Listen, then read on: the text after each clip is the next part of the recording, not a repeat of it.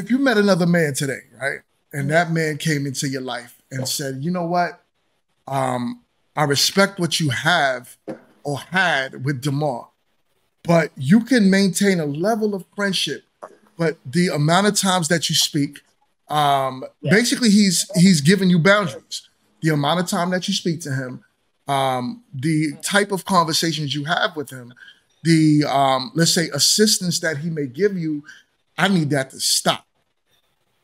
Yeah. What would you do? I feel like that's fair. I feel like that's fair because, like we said, it should be limits to it. It should be levels to it if you are dating someone. I've been single, but I personally have a lot of male friends, and no matter how tight we was, whenever they actually got like with someone or had kids or was getting married or getting serious in a relationship, our time spent got real thin. Conversations got real thin because I understand that you do have a woman in your life, and friends are not. If I would be a little salty if my man was, running to his homegirl just to chill. I'd be just a little salty. I would. So I understand that on the other side because I got homeboys that's like we life, but I don't speak to them really at all now because they're literally taking care of their wife, their family, their kids, or whoever. So I do think it should be limits. Yeah. So I think, can I address that?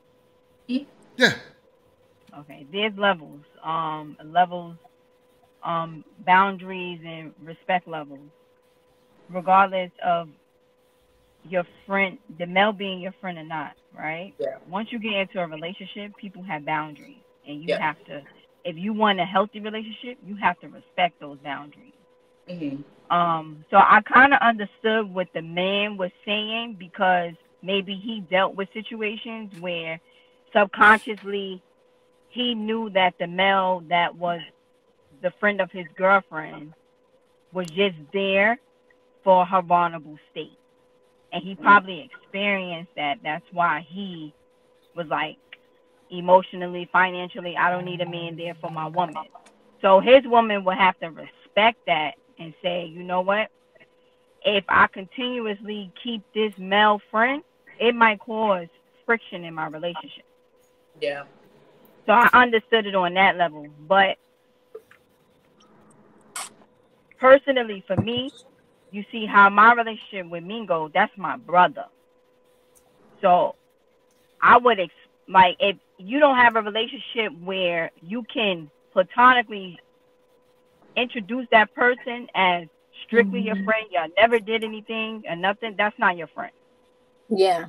Yeah. So a lot of people, you got to take that into consideration. But right. That's why you have to watch who you call your friend. Mm-hmm. Like, because us as females, I can't say, all right, this is a relationship I'm in. I can't go to my brother and get advice for certain things or whatever. So, you do have a male friend that you can go to for the advice. Mm-hmm. And say, as a woman, how can I deal with this, that, and the third? So you just got to make sure your friend is your friend. Yeah. That term is used loosely these days. So, yeah. Right. Jess, you was about to say something? Yeah, actually. So, funny thing is, on another platform that I usually frequent, we talk about this, and it's about men and women being friends, and it's the majority of people on the panel and usually talking in there are men, and men are not comfortable with women having friends outside of their relationship. Now, what was spoken about here was respect and boundaries. Yes, that's very big, because I do know that there are exceptions to the rule for whatever reason, but more likely than not, we don't think about different caveats. We're always giving caveats rather than thinking about the reality of it. When we think about most women and the men that are in their life, most of the times it's either someone they're stringing along, it's either someone they've dated, it's either someone they were interested in, someone who was interested in them, maybe not have taken it there, or some kind of thing that may muddy the water, especially when it comes with trust and everything like that. If y'all cannot cultivate a relationship together with whoever you're with, then there may not be a need for that relationship. And it's, sometimes you don't want to be too risky with it all. And just like a lot of times, you got to sometimes even flip the script.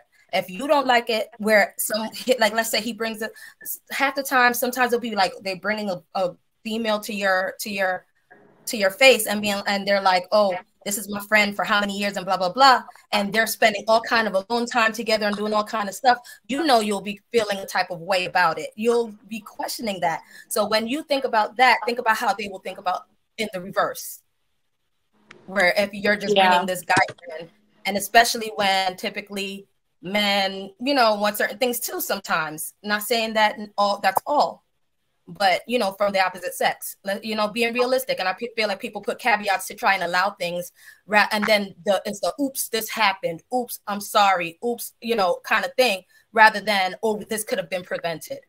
Right. I definitely agree with that, especially when you said if the roles were reversed. Because, I mean, I'm single now, but if I were in a relationship, me personally, I wouldn't be comfortable with my boyfriend or whoever speaking to another female, constantly. I don't know who she is. I mean, he says she's a friend. I do think that, like you said, there are boundaries, there's levels to it. Either party shouldn't be constantly talking to a close male best friend or a close female best friend. You have your woman, you have your man. That's what they're there for. Now, if you need to go to advice about something, I'd go to my mom. Like, I have brothers. And like you said, things can be prevented. Not to say that either party would cheat. It happens. I mean, I believe that cheating is emotional before it ever becomes physical. And you've essentially already established an emotional connection with that person because you both confide in each other, right? So I do think that, things like that should be thought of in reverse. Like, how would you feel if that was your partner, doing those things? So I just wanted to throw that in there because I definitely like that point. So and also, if you don't mind me adding to what you just said, think about even in vulnerable states. You're talking about just like, I forgot her name, but just like how you were talking about earlier, where you had, so how you were saying, oh, your marriage was in a volatile state. Now, not saying that is what you would have probably gone over and past the boundaries with this person, with your friend, but the whole likelihood of things happening while you're even in a vulnerable state, because this person is there for you, especially through a vulnerable time, that's when things can happen. And you're trying to alleviate as much temptation and passing boundaries and disrespect as possible. That's real. That's real. While you were talking, Yazzie, I got a comment from Michael. Michael says, choosing a friend over your husband is wild. It's crazy. Yeah, it's not that I was choosing him. It's like we've been on each other for years. Like, you want me to just cut him like he's dead? Like, that's crazy. I've never asked him to do that for anybody. And then it's like, he knows it's nothing there. He haven't never met him because y'all live in New York. I live in Dallas.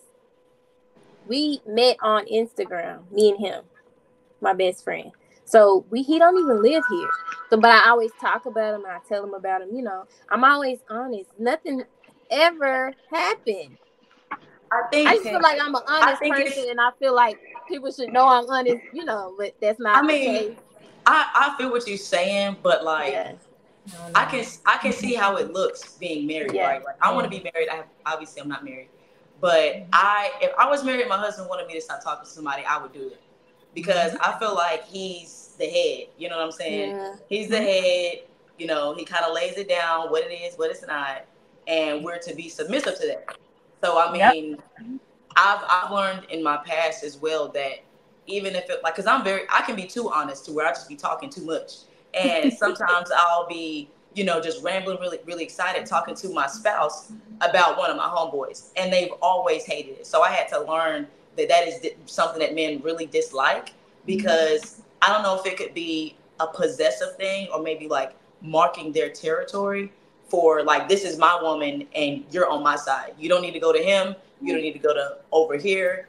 I'm the person you need. I'm the main I'm the main source. So I can see how but you could also say, like, sometimes there are people that play in people's face. So that's why it's like a disrespect level. Like, you could be like having this person say, hey, what's up, homie? What's up, homie? In front of your face, in front of, to your guy all the time. And things could be happening. So it's like you're trying to alleviate any kind of, even the view of it being like that. Because first of all, you mentioned, I like to dissect things. You mentioned that you met your best friend on Instagram. Was it just a platonic meet, honestly? Or was it that at one point, one of y'all wanted to holler at each other? Because y'all got to be real with some of that sometimes, honestly. Well, I want to hear the answer to that question. Go ahead, man. What's up? Like, I like to be real. I cut it to the because I'm not going to reach out to a woman on Instagram unless I'm trying to holler. Right. When that's this was back. This was back. Media, that's what they're for. Yeah, this was back when iPhone first came out. Damn. And I was trying to figure out how to work the iPhone, and I had just got one, and I put on a post or something, and I said, hey, anybody want to FaceTime me? Because I want to know. I didn't really have friends. I'm like, I want to FaceTime somebody. And he was like, I'll FaceTime you. And it just started like that. Honest. He can back this story up.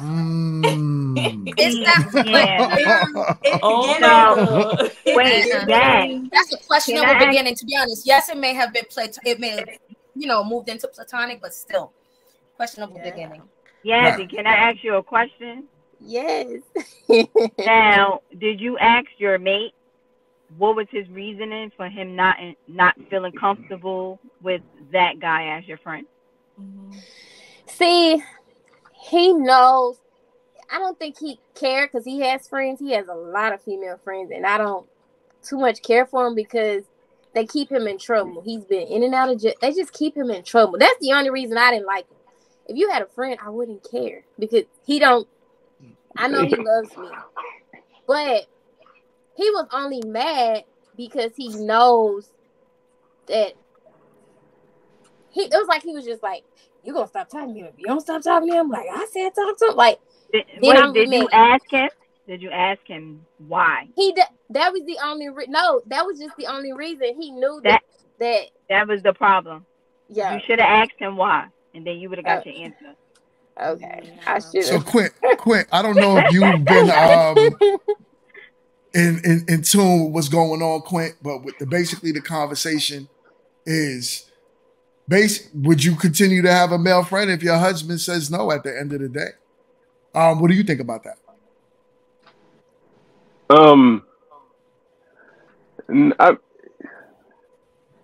The way she said, the way that she said they met on Instagram or what have you, somebody FaceTime and what have you, it was a situation where they met. It seems to me, I can't say because I don't know for real, but it seems to me as if it was a situation where you all met, things didn't click, so you just remain friends. You friend zoned them to a certain extent, in all actuality.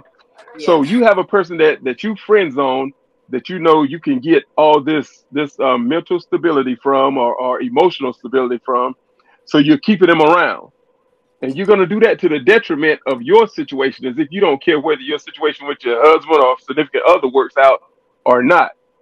Right. But put it on the other shoe. If he had a female friend that was the same exact way, that had the same type of relationship that you had with this guy, knowing what you know, would you agree with him having that relationship? Because you know if this guy was attractive to you, you all probably would have slept together. Honestly, it was. I can't. I'm honest. So the reason why, okay. We talked every day. It never flourished, and I think it never flourished because I'm the type of person to where I have to. If I live in Dallas, I need to see you in Dallas. You don't even live here. So what do you live there? But I think he's trying to. What they're trying to say though is that initially it seems like there could have been something there from him even saying that he was going to FaceTime you because you're a beautiful woman, and if you put out there, hey, who want to talk, who wants to do this, a man is going to just look and say, oh, well, she's fine. Let me go talk to her.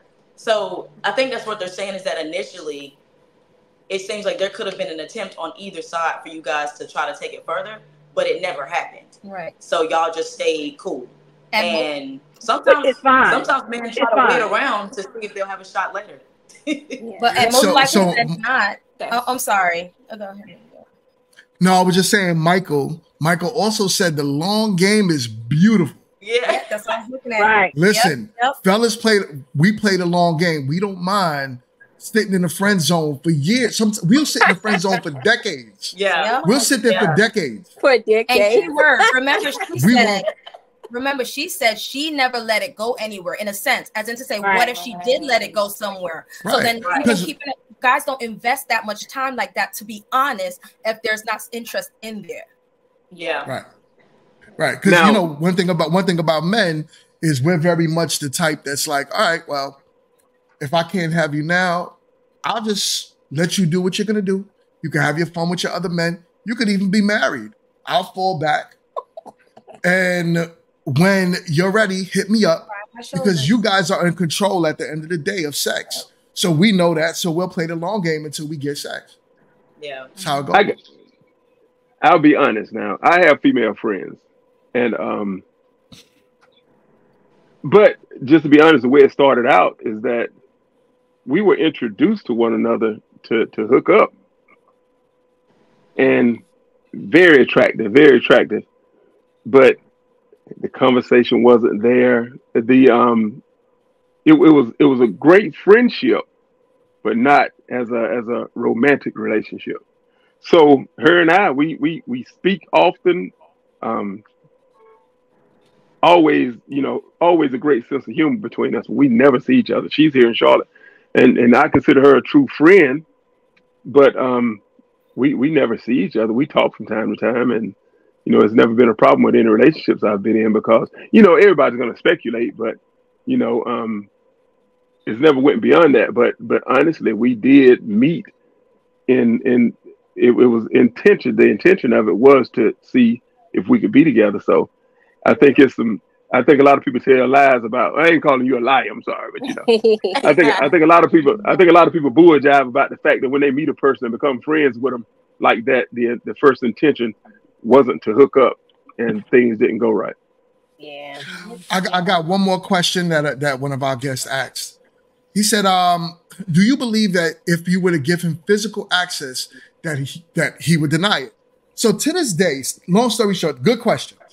To this day, if you would have asked my dude, hey, it's that time and I think I want to give it to you, as he is quote unquote your friend, do you think to this day that he would say no? Honestly. Honestly. Come on.